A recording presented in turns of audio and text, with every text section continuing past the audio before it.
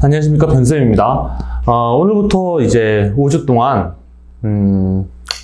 5주까지는 아니고 하여간 5번에 걸쳐서 이 23학년도 대입 인문 논술 전형 이제 대학별로 좀 특징들을 말씀드릴 거예요.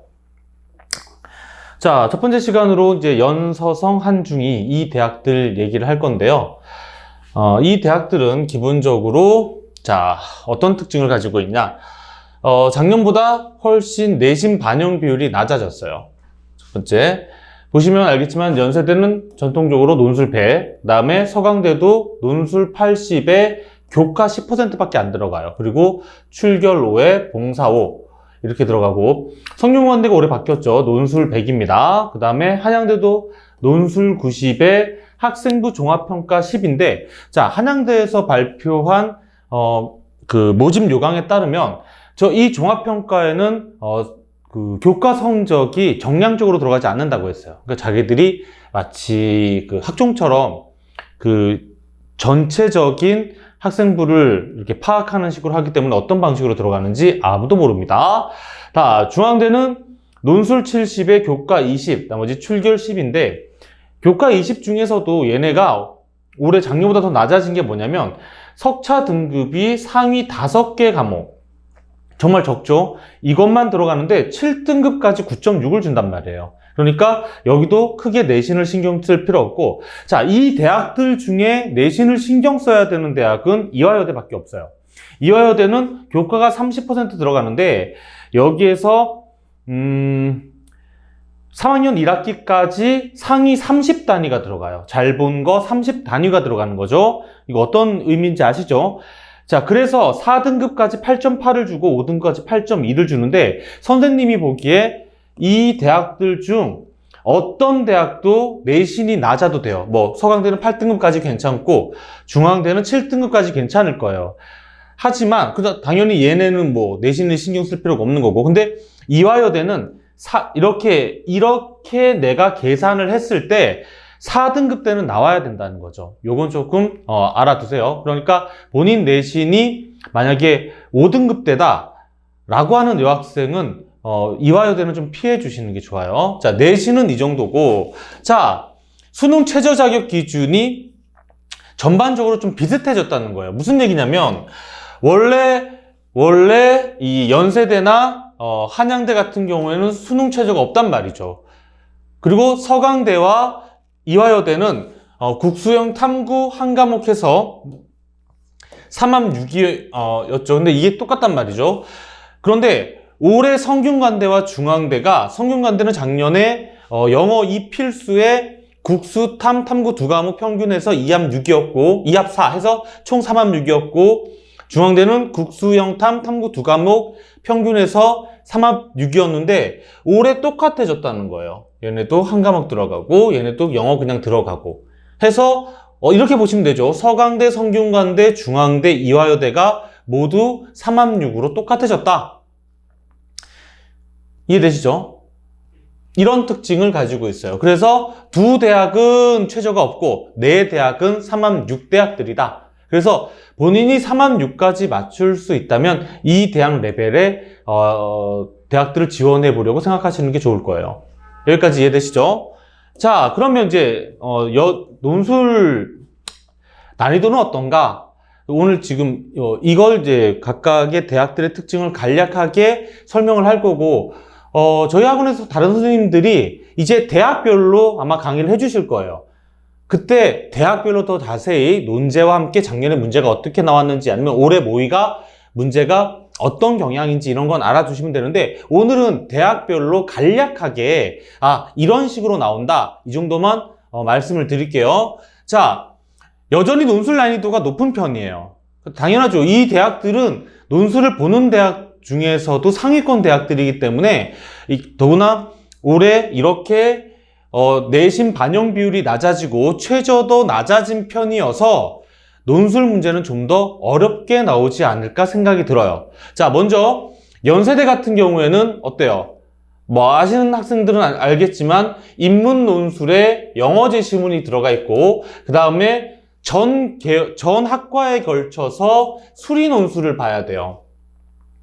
그런데 작년에 시험을 응시한 학생들이 반응이 그래도 오히려 수리는 좀 할만했었는데 오히려 영어 지시문이 굉장히 어려웠다 이런 얘기들이 많았거든요.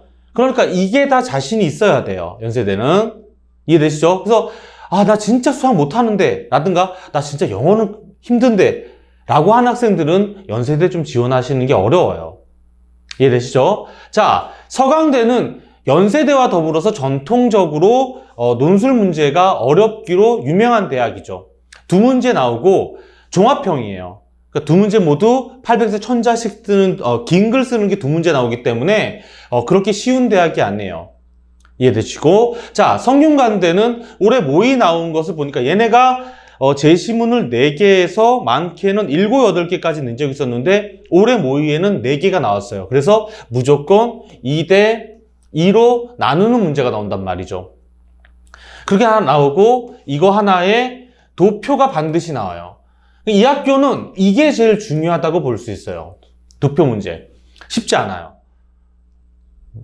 그래서 이건 이런 학생들 있죠. 난 진짜 도표를 잘 못 풀어. 특히 사회문화 과목 같은 경우에 나 도표 때문에 다 나가. 이런 학생들은 조금 힘든 거죠. 분석하는 것이.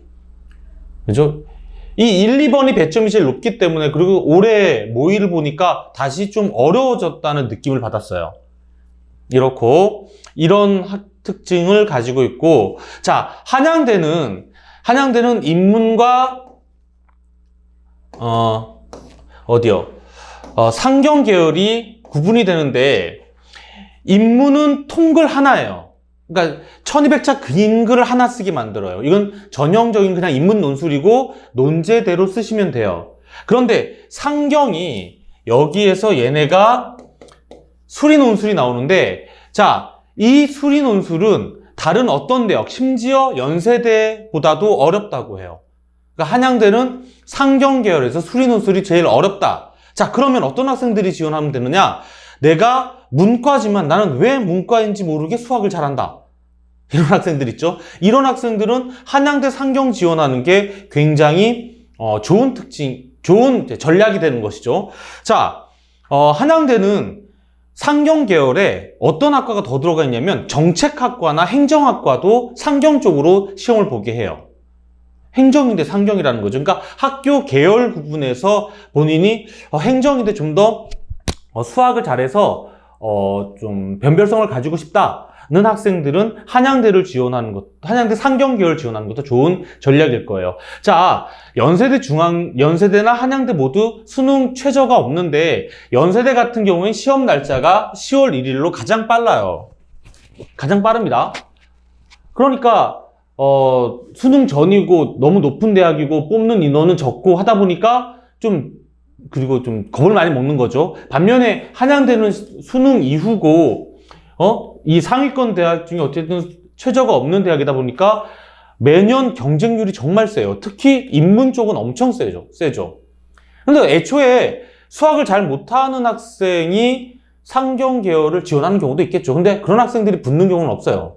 그러니까 한양대를 지원하시려면 상경 계열에 좀 자신 있는 학생들, 이런 학생들이 훨씬 더 유리하다는 거. 이게 좀 전략이 될 수 있을 거예요. 이해되시죠? 자, 그럼 중앙대. 자, 중앙대 논술의 가장 큰 특징은 문학이에요. 이 모든 대학들 중에 문학 제시문이 가장 많이 나와요. 다른 대학들도 문학 제시문이 나오는 경우는 있는데 특히 이제 성균관대 같은 대학, 이 대학은 진짜 문학 제시문이 안 나오거든요. 그러니까 난 문학 진짜 못한다 그러면 성대가 맞을 수 있죠. 근데 중앙대는 정말 문학 제시문이 많이 나와요. 그래서 나 정말 문학 독해 잘해. 나 문학에 대한 이해도가 참 좋고 문학에서 뭘 의미하는지 골라내는 거 이런 거 되게 잘해. 라는 학생들은 중앙대 지원하면 좋을 거예요. 얘네는 전통적으로 1번에서 늘 1대 1대 1대 1 비교를 시키기 때문에 이건 나중에 대학별 특징 할 때 더 얘기를 해볼 수 있으니까 어쨌든 이런 특징을 가지고 있다. 이 정도만 알아주시면 되고, 자, 이화여대는 역시 인문과 상경으로 나뉘는데, 인문이랑 상경이라고 하면 안 되죠. 얘네는 인문 1대 인문 2거든요. 근데 얘네는 인문 1에서는 영어 제시문이 나오고 인문 2에서는 수리 논술이 나오는데 이게 참 웃긴 게 어떨 때는 정말 수리 논술 같은 수리 논술이 나오고 어떨 때는 그냥 수리적 개념 이런 것들이 들어가는 것들이 나와요. 자, 그런데 학과가 인문 1 같은 경우에는 우리가 흔히 얘기하는 어문 계열, 그 다음에 인문학 같은 것들, 뭐 사학이든 철학이든 이런 것들이 속해 있고, 나머지 인문 2가 나머지 그 사회학과 계열, 그 다음에 경상 계열 이런 쪽이 다 이쪽에 되어 있어요. 그러니까 내가 영어 제시문이 안 된다면 이쪽으로 가야 되고, 이게 수리적 개념 정도라서 그렇죠. 이화여대 정도 지원하는 학생들이 이 정도는 풀 수 있을까 생각은 드는데, 그거야 뭐 학생들마다 다른 거니까 잘 모르겠고. 자, 하나 얘기 안 하고 넘어간 게 중앙대 같은 경우에도 문학 제시문이 중요하다고 했지만 3번 문제에서 얘네는 경영경제 계열이죠. 이쪽이 수리 논술이 나와요. 그런데 중앙대 경영경제에서 수리 논술은 그렇게 어렵지는 않아요. 그러니까 한양대 같은 난이도는 당연히 아니고 그냥 좀 준비하면 풀 수 있을 정도니까 너무 겁먹지는 않았으면 좋겠어요. 이 한양대처럼. 명확하게 말씀드렸어요. 한양대는 정말 수학을 잘하는 학생이 가야 되는 거고, 이 중앙대 경영경제 계열은, 그러니까 이쪽 경영경제에는 뭐 경영학부, 경제학부, 그 다음에 뭐 응용통계, 그 다음에 이 중앙대는 광고 홍보의 학교죠. 그 광고 홍보가 가장 유명한 학교 중에 하나인데, 여기에 국제물류까지 학과들이 있는데, 여기는 경영 파트니까 그쪽 생각하고 있는 학생들은 좀 미리 이번 방학 때부터는 좀 수리 논술을 준비하셔서 한번 도전해 보셔도 될 거예요. 그런데 내가 다시 한번 얘기하지만 원래 수학이 너무 약하다는 학생들은 한양대 상경 지원하는 건 저는 찬성하지 않습니다. 뭐 이 정도예요. 이런 식으로 앞으로 다른 그 대학들도 알려드릴 테니까요. 영상 잘 참고하시고, 자, 궁금한 거 있으시면 질문 남겨주시면 댓글 달아드리겠습니다. 자, 오늘 첫 번째 시간은 여기서 마치겠습니다.